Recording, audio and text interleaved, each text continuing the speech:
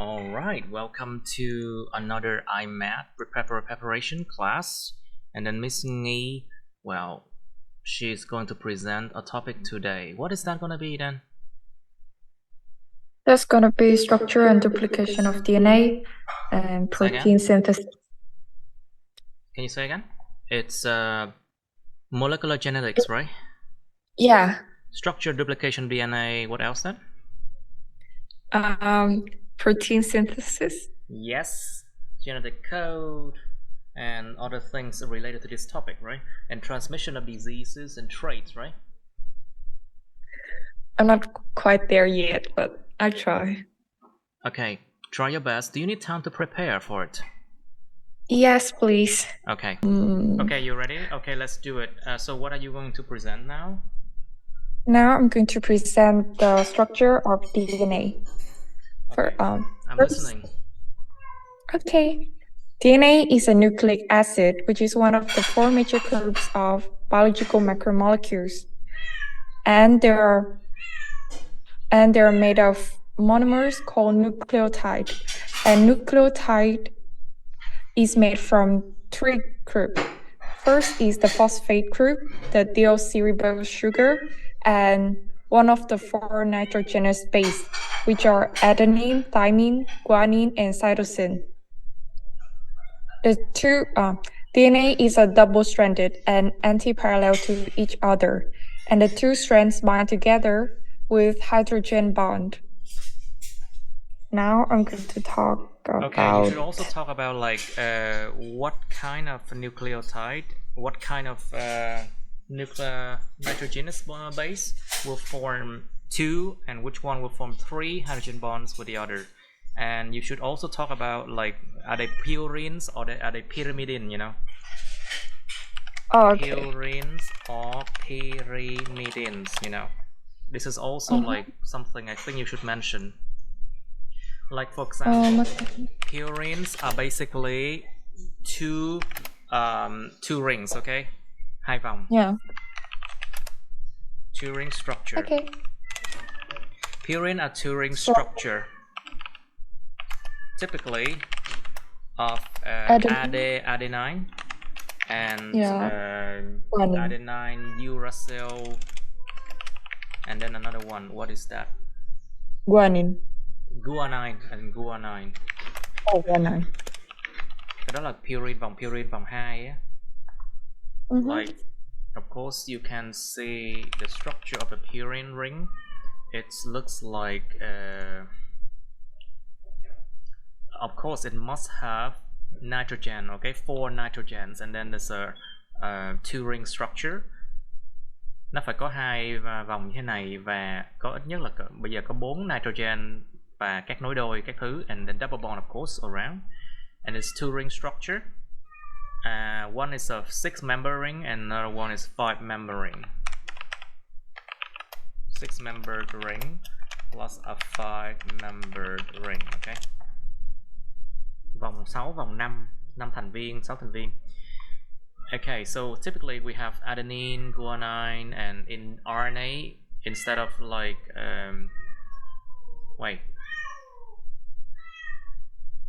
purine we have adenine, guanine, sorry, and not uracil, sorry, my mistake. But how about pyrimidine?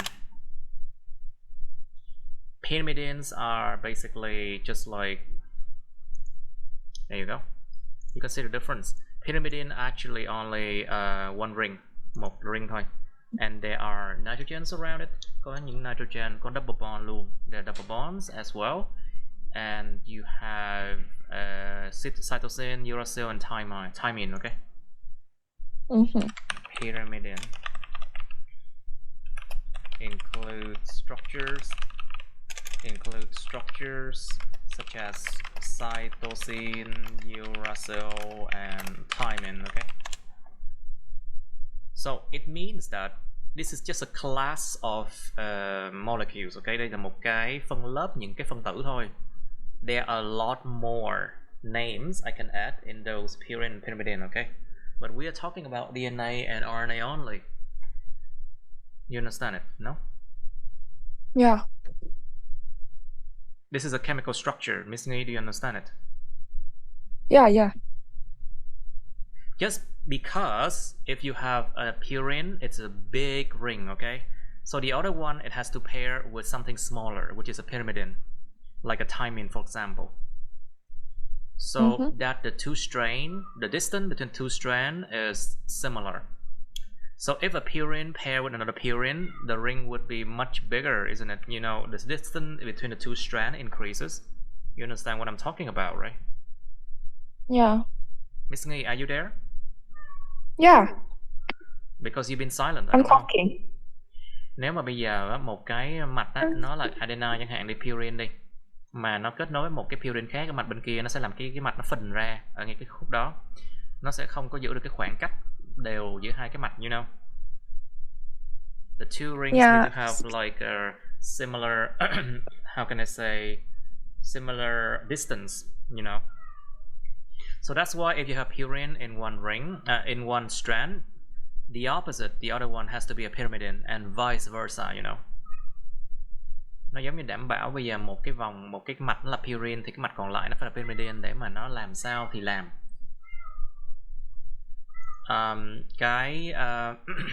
Khoảng cách giữa hai mạch nó phải là good. Nghi say something again? I think it's a mistake with Zoom. Let me put you in a waiting room again and come back. Okay. Okay. Do you understand what I'm talking about? The purine and pyrimidine, right? Yeah. What I told you is basically like the distance between the two strands must be the same. So that's why, you know, you have to know these things as well. All right, please continue. About the structure of DNA, yeah, we were talking about that. Oh yeah. So for the 4 base, adenine would pair with thymine because adenine is purine and thymine is pyrimidine. So a smaller structure will bind with a bigger structure. They bind with 2 hydrogen bonds, and guanine would bind with cytosine with 3 hydrogen bonds. Good. G and C with 3, A and T 2 hydrogen bonds. Okay. Yeah. Anything special about this sugar of the DNA and RNA? It is called deoxyribose. It is a 5-carbon sugar. Okay, and the deoxyribose means the ribose has been removed one oxygen. Một cái ribose vẫn bị loại đi một cái oxygen thì nó thành deoxyribose nha. So structurally, it's related to the RNA. Okay, you should also mention what does it mean, nucleotide structure. What is a nucleotide? A nucleotide is a monomer of DNA. Yes, and it consists of what? It consists of a phosphate group, a 5-carbon sugar, and a nitrogen, one of the nitrogenous base. One of the 4 so nucleotide is 3 things. That is also important to remember. Now, but there's also another thing, nucleoside. Nucleoside. Okay, I want to show you there's another term that is nucleoside.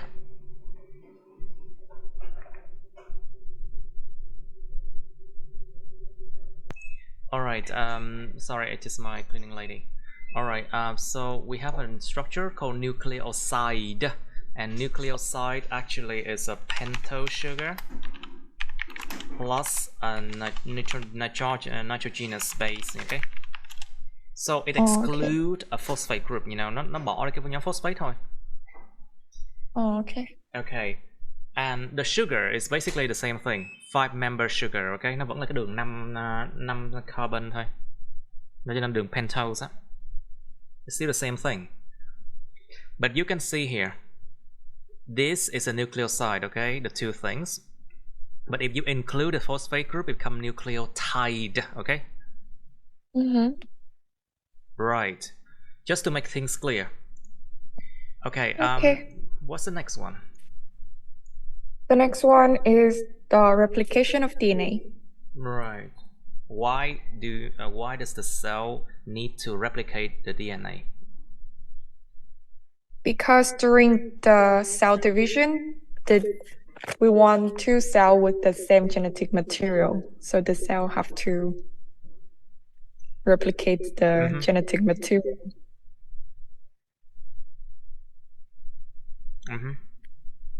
Okay, please continue.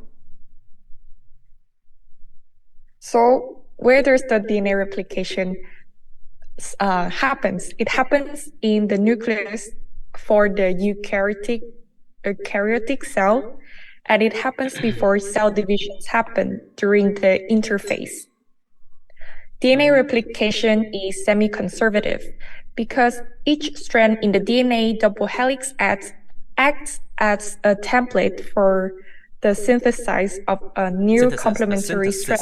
Of new complementary strand. Right. And to do this, we need enzymes that are DNA polymerase, which is the most important, DNA primase, DNA helicase, DNA ligase, topoisomerase. Okay, all these enzyme has a function. You should also mention their function as well, you know.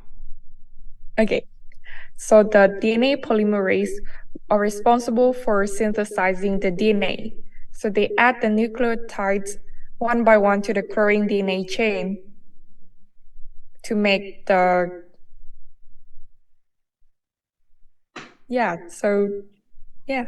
and the DNA helicase, what it does is that it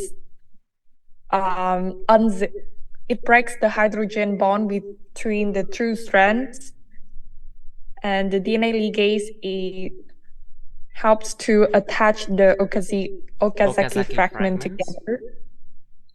The ligase actually stick things together, you know. Ligation, that's why we have a name, that's why we have a term ligation, you know, sự kết dính.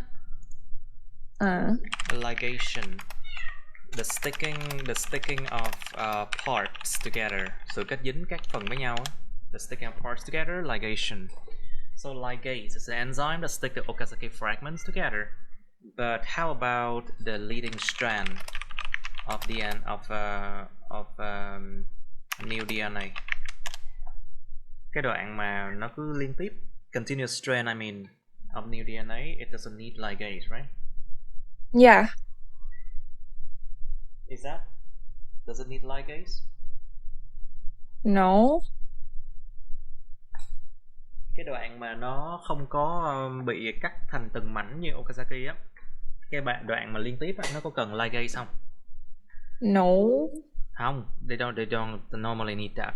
Or maybe we will discover that later, but for now, there's no reason for them to need a ligase, you know. Yeah. Alright, so what is the function of polymerase, RNA polymerase, I mean DNA polymerase enzyme? DNA polymerase are responsible for synthesizing DNA. So they add nucleotide to the growing DNA chain. Okay. All right. Next one. So basically, right. So what enzyme is responsible for like unwinding the original DNA strand?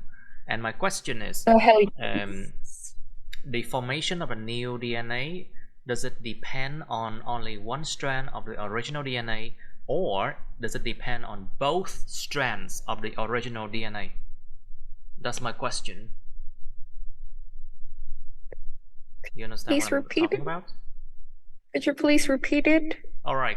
My question is, the DNA polymerase enzyme is responsible for making the what's it called? The new DNA strand, right?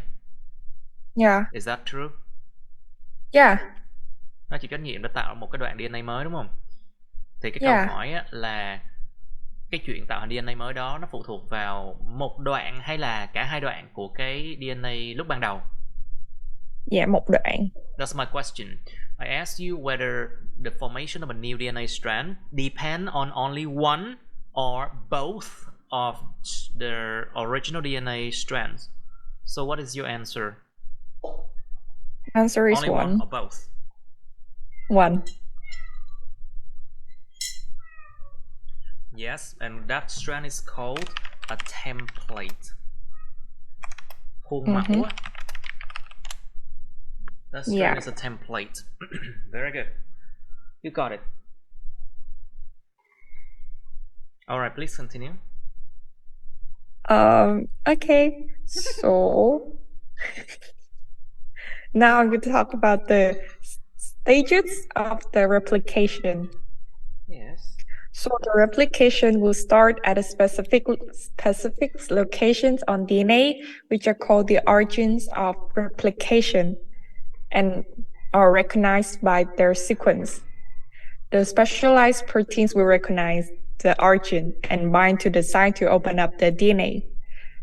The helicase opens up the DNA at the replication fork by breaking the hydrogen bonds between the nitrogenous base. Then the single-strand binding proteins coat the DNA around the replication fork to keep them from coming back together into a double helix structure. The two polymerase enzymes will prevent the DNA double helix ahead of the replication fork from supercoiling, from getting too tightly as the DNA is opened up. Correct. Then the primase enzymes synthesizes RNA primers complementary to the DNA strand. The DNA polymerase 3 will extend the primers, adding on to the 3' end. It basically adds nucleotide one by one to make a new DNA strand that's complementary to the template strand. RNA primers are removed and replaced with DNA by DNA polymerase 1. And then the gaps between the Okazaki will be sealed with the DNA ligase.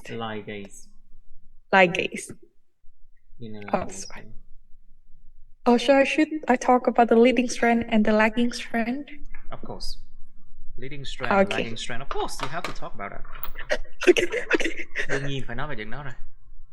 Of course you have to. So, the DNA polymerase only make DNA in the 5' to the 3' direction. So with the strand that runs 3' to 5', the DNA is made continuously because the DNA polymerase is moving in the same direction with the replication fork, and this is called the leading strand. But with the strand that runs 5' to 3', this strand will be made in Okazaki fragment because as the fork replication moves forward, the DNA polymerase moves the opposite direction so that it must come off and then reattach to the newly exposed DNA. And this is called the lagging strand. Lagging strand, or we call them Okazaki fragments now. Now I'm going to talk about the genetic code. Genetic code. So in mRNA, in order to build polypeptide, we build it in 3 nucleotides that are called codons. Codons. And there are 61 different codons for amino acid. And there are 3 stop codons marked the polypeptide as it's finished. And the AUG is the start codon. It's a signal to kick off translation. Right. Yeah, and it specified the amino acid methionine. So the relationships between mRNA codons and amino acids are known as genetic code. The genetic code. Genetic code. Code. Genetic code. Genetic code. Okay, next is protein synthesis. So protein synthesis will explain how DNA express into trait or phenotype. There are two steps which are transcription and translation. So transcription in eukaryotic cell, it happens in the nucleus. And the enzymes need for this is RNA polymerase.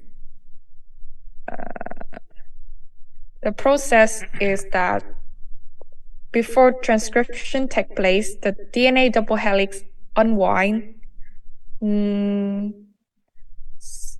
the region of open up DNA is called the transcription bubble. Transcription what? Bubbles. Yeah. Oh yeah. Yeah, transcription bubble. Good. So the transcription would use one of the two exposed DNA strands as a template, and this strand is called the template strand. To begin the transcription, RNA polymerase will bind to the DNA of the gene at the region that is called the promoter. Promoter. And once the RNA polymerase is positioned at the promoter, the next step is elongation. So elongation is the stage where RNA strand gets longer due to the new nucleotide added. So during this, the RNA polymerase walk along one strand of DNA known as the template strand in the 3' to 5' direction. So for each nucleotide in the template, RNA polymerase adds a complementary RNA nucleotide to the 3' end of the RNA strand. And the RNA polymerase will keep transcribing until it gets to the signals to stop. And the process of ending transcription is called termination.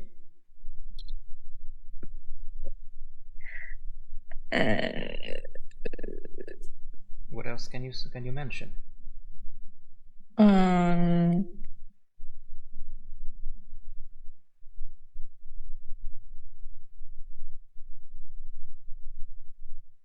think that's it. Next is translation.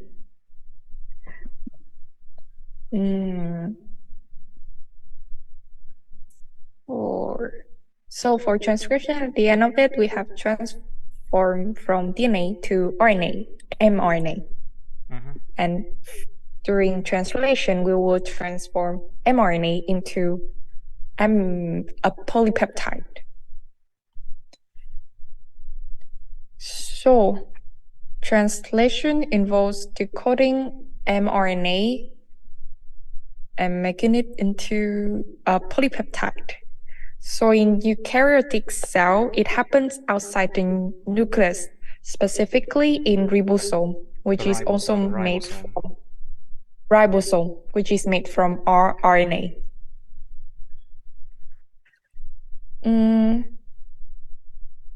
So now to the stages of translation. First is the initiation. In this stage, the ribosome will get together with the mRNA and the first tRNA, so translation can begin. The tRNA carrying the methionine will attach to the small ribosomal subunit, and they bind to the 5' end of the mRNA. Very Then good. they walk along mRNA in the 3' direction.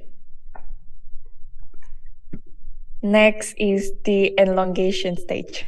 So in this stage, amino acids are brought to the ribosomes by tRNAs and linked together to form a chain called polypeptide. And the last stage is the termination. And termination happens when there's a stop codon in the mRNA, which are one of the UAA, UAG, or UGA. The stop codons are recognized by proteins called release factors.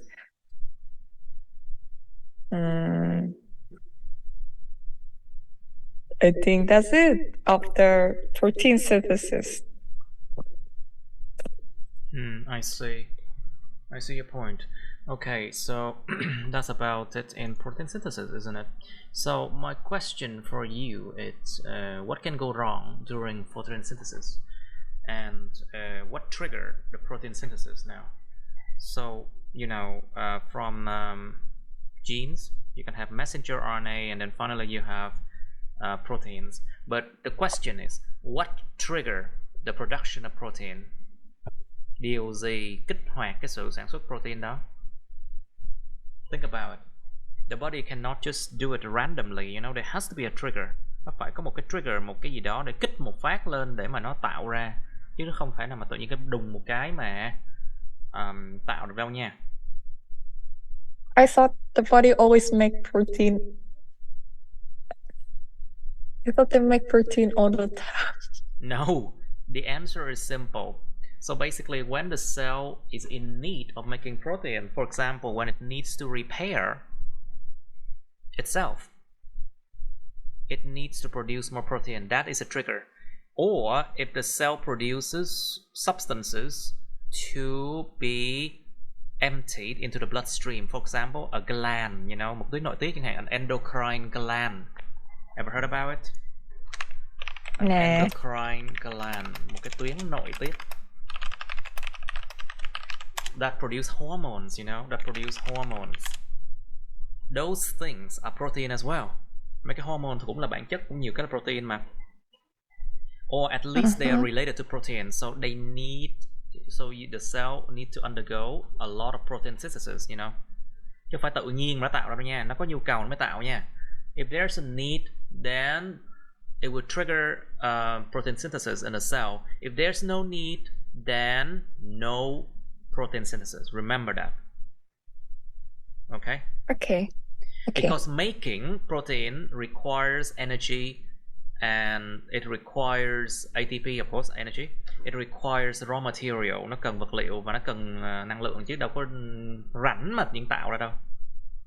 The cell need to conserve energy. It cannot waste resources making protein that is not being used, Đâu có rảnh mà tự tạo ra một đống xong rồi không dùng đâu, Các bạn không dùng đâu. Understand what I'm talking about, right? Right, good. So next part, please. Next part is prokaryotic DNA. So prokaryotic DNA is found freely in the cytoplasm because there's no nucleus. And prokaryotic DNA does not bound with proteins, therefore it doesn't form chromatin. And it contains plasmids, which helps the bacteria to transfer genetic material to other bacteria. And this is how the bacteria make other bacteria resist to antibiotic. Resist antibiotic. Very good. That's it. Anything else you can mention? No. Interesting. Okay, so about prokaryotic DNA is most likely it's going to be bacteria, you know, and you need to talk about something called plasmid. Ever heard about it? Plasmid. It's a circular DNA of bacteria. It is not in the same form as chromosome in eukaryotic cell. No, it's not. Nó là cái dạng mà DNA hình tròn tròn của mấy con vi khuẩn á. And bacteria can transmit their circular DNA or plasmid to other bacteria. So in that way, bacteria can teach each other or show each other how to resist the environment, including antibiotics, easier. Nó có thể nó kháng thuốc bằng cách nó dạy mấy con khác các khả năng kháng thuốc được á, bằng cách nó truyền những cái plasmid này cho nhau. Well, you need to talk about that part, okay? Plasmid. All right. What's the next part? The structure of eukaryotic something. I believe that this is the end of your knowledge now. I think you need to really work hard, do more research on this part, okay? Okay, Nghi, what's the next part you're going to talk about? Now I'm going to talk about the structure of chromosome. Okay. Okay. So chromosome. So in eukaryotic cell, genetic material is present in the nucleus in chromosome. And chromosome is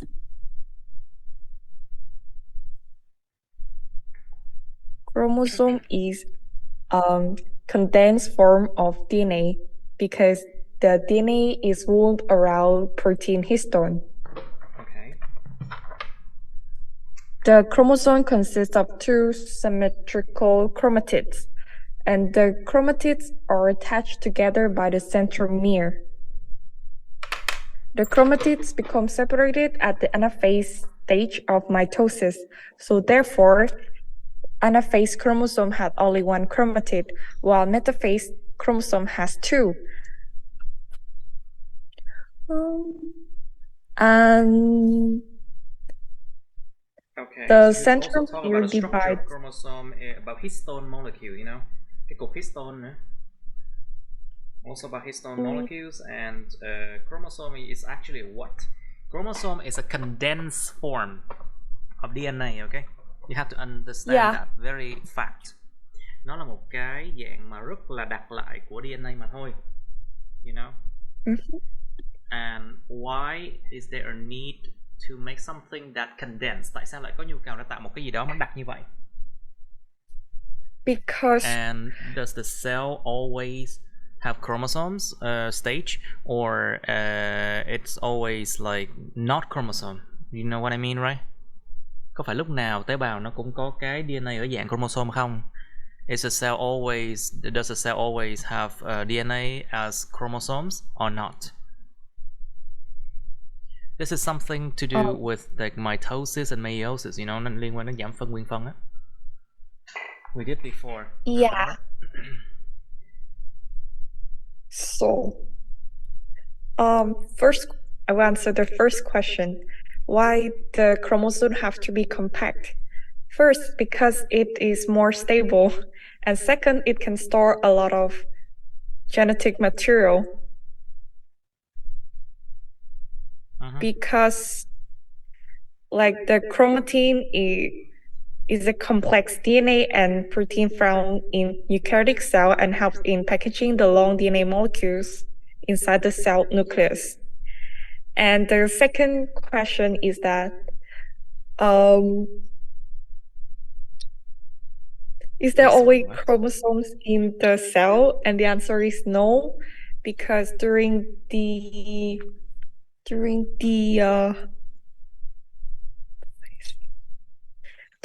phase that the chromosome need to decondense, we cannot see it under the microscope because it's not condensed anymore. So we cannot. So there's no chromosome. It's not visible under microscope if it's not condensed, right?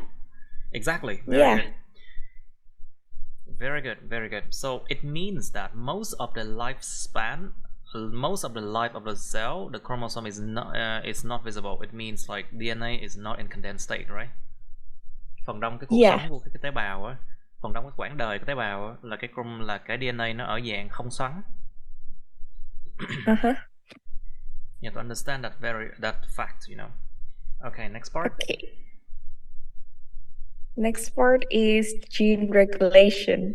Replication. So gene regulation is the process of controlling which genes in cells' DNA. Process of controlling which genes in cells' DNA are expressed. Because all cells in the body have the same DNA, but depending on their job, the particular gene will be expressed.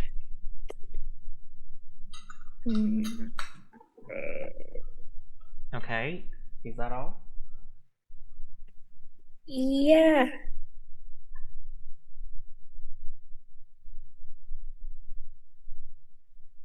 You sure about that? Is that all?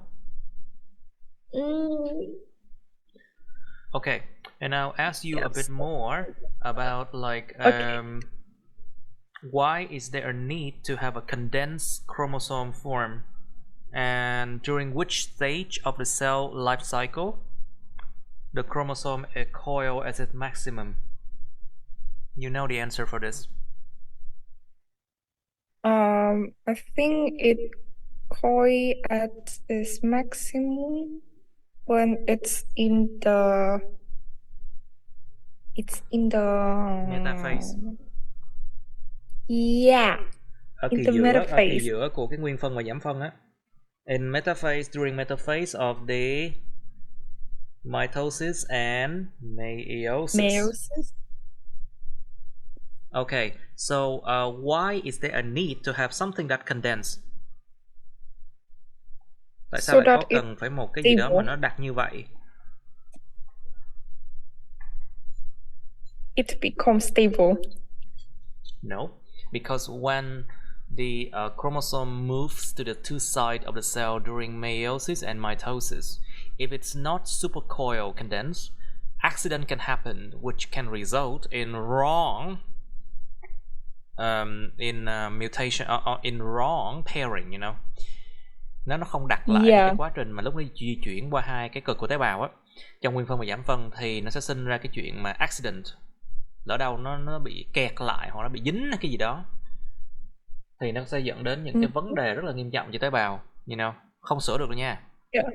Like it's irreparable damage could happen, you know, so that's why you need like supercoiled chromosome during like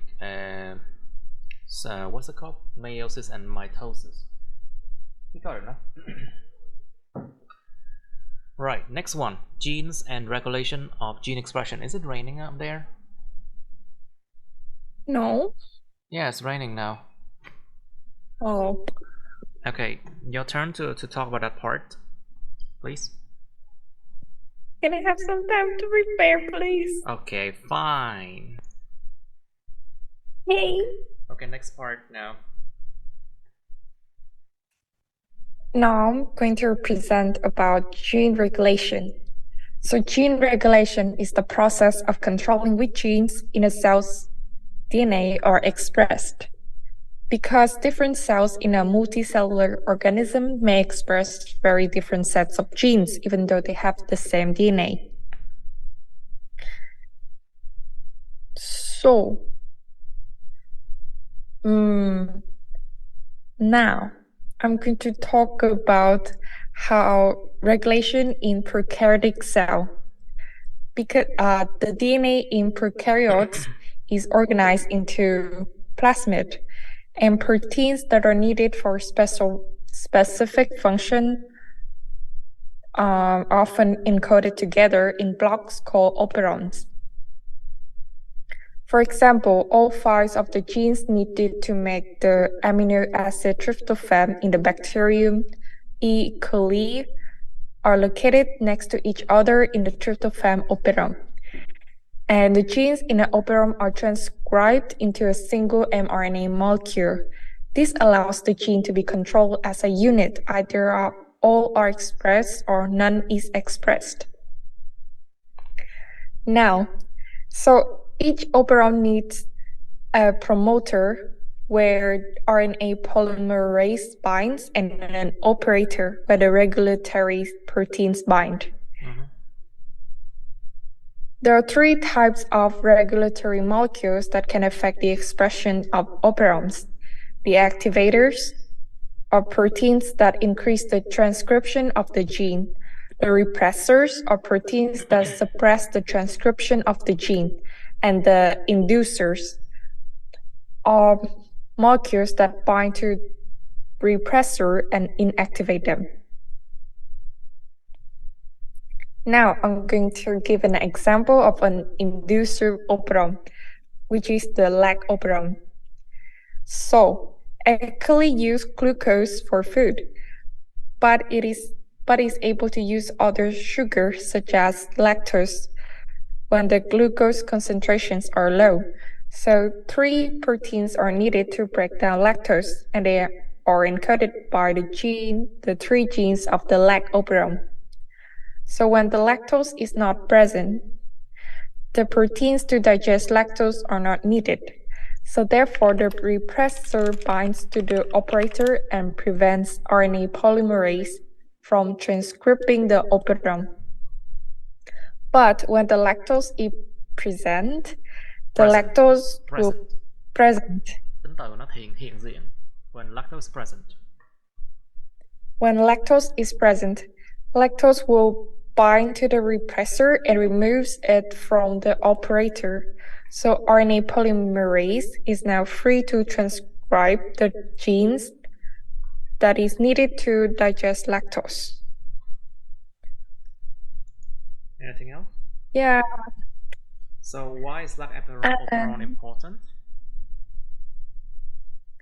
It is important because due to the environment, sometimes in the environment there is lactose and sometimes there's no lactose. So we need different gene expression in different environment. Right. Okay, and also like half of the world population has a problem with lactose intolerance, you know. Một nửa dân số thế giới luôn á has a problem with lactose intolerance to some level. So what does it mean? It means that this one is important to know, you know. Yeah. All right, next part. I think that's it. It's human genetic part. You haven't actually talked about all the diseases. Have you seen the video that I talk about like diseases and different mode of transmission in human genetics? Yeah. The inheritance patterns. Did you watch that video? Yeah, I watched it. Then you should be able to present this part as well, but we run out of time now. Okay, Yeah, so this one will class. be for next lesson, which on Monday. And also I need you to present the other part about biotechnology, bioenergetic as well, if you can, of course. Okay. Beware, this is a very long and hard topic. Yeah. Okay, that's the end of my videos. Please like, share this video with your friends, subscribe to my YouTube channel, and press on the bell button next to the subscribe button so you can get notified about my new uploads, okay? You can also press follow my Facebook, but please don't add me on Facebook as friends, okay? Cảm ơn các bạn đã theo dõi nha. Các bạn hãy nhấn vào like, chia sẻ video này bạn bè các bạn. Nhấn vào nút đăng ký kênh YouTube mình và nút cái chuông kế bên cạnh để đăng ký kênh á, để mà các bạn sẽ được thông báo về những video mới nha. Các bạn cũng có thể nhấn vào nút theo dõi Facebook mình, nhưng nhớ đừng kết bạn Facebook mình nha. Thank you and see you. Bye.